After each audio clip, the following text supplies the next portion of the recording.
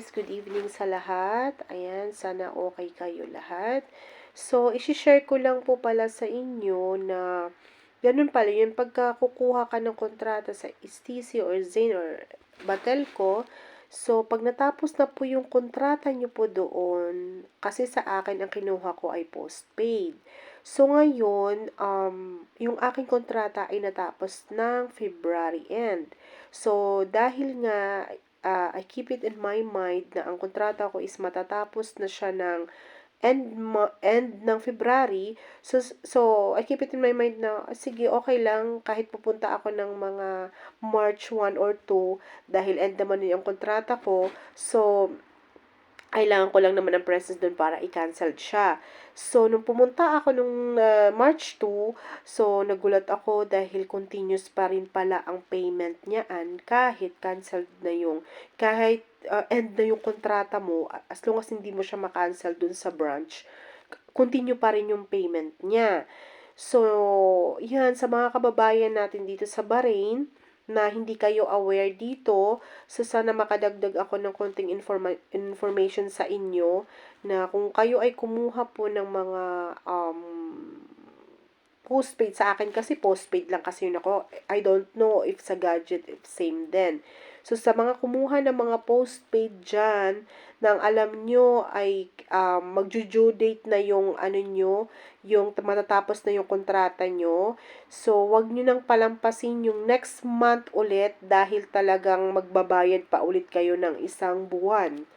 So sa mga magbabakasyon or mga hindi na babalik na yung mga nagbabakasyon na after few years kayong babalik, so dapat talagang i-cancel nyo po ang inyong kontrata or dun sa mga nandito na hindi alam, yun, kailangan nyo talagang pumunta doon mismo sa branch para ma-cancel at para hindi po kayo magulat sa inyong babayaran.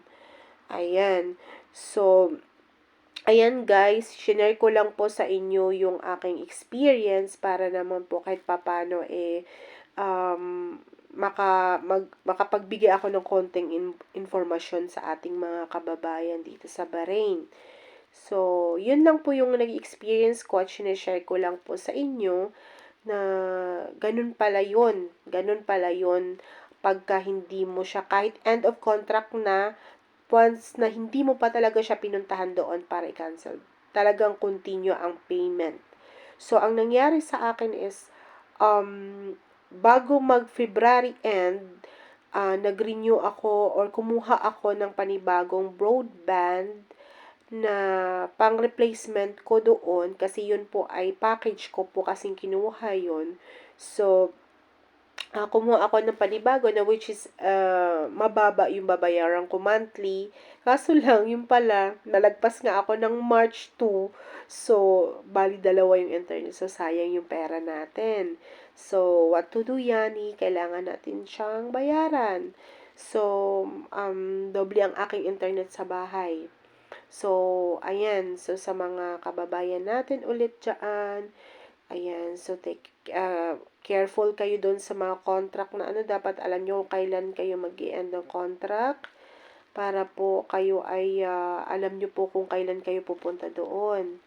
So, ayan lang po. So, maraming salamat po sa lahat and God bless you all.